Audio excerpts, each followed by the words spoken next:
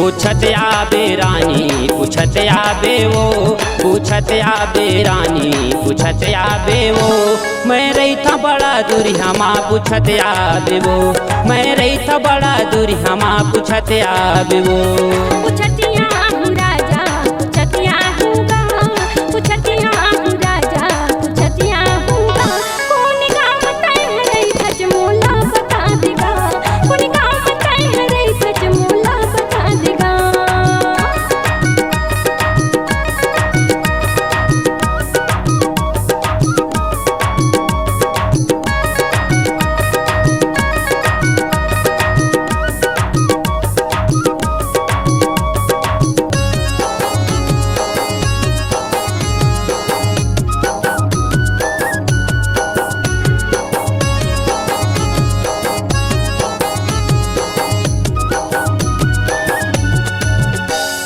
नवा गाँव के तिरमा मोर नानकुन है बस्ती, चिनू गाँव में रही थो रानी पूछत आबे जल्दी, चिनू गाँव में रही थो रानी पूछत आबे जल्दी।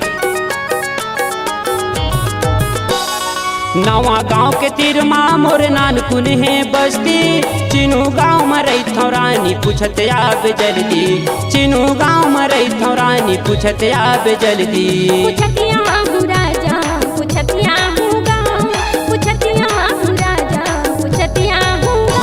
घर में कौन कौन रही था मोला बता देगा, घर में कौन कौन रही था मोला बता देगा।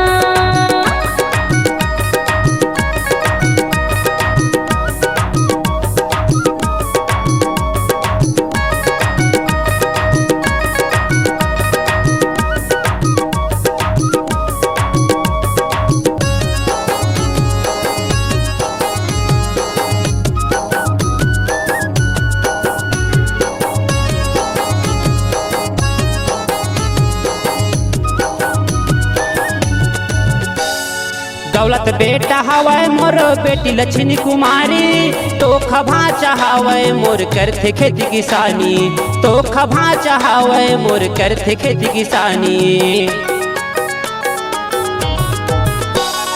दौलत बेटा हवाए मोर बेटी लक्ष्मी कुमारी, तो खभा चाहवे मोर करथे खेती किसानी, तो खभा चाहवे मोर करथे खेती किसानी। पूछत आबे रानी पूछत आबे वो, पूछत आबे रानी पूछत आबे वो।